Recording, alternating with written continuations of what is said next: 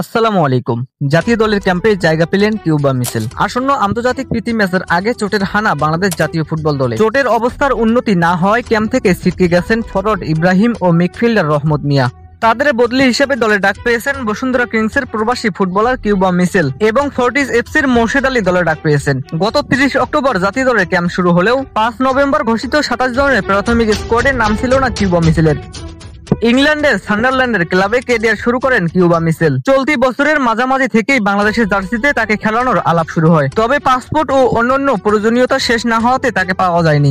অবশেষে ইব্রাহিমের চোটে জাতীয় দলের দরজা খুলল তার। অন্যদিকে 27 জনের স্কোয়াডে থাকা অন্য দুই প্রবাসী ফুটবলার হামজা চৌধুরী এবং সমিত সোম এখনো দেশে এসে ক্যাম্পে যোগ দেননি। হামজার আসার কথা আজ সোমবার এবং সমিত সোম আরো 2 দিন পর ক্যাম্পে যোগ দেবেন। দল বর্তমান বসুন্ধরা কিংস অ্যারোনায় অনুশীলন করছে।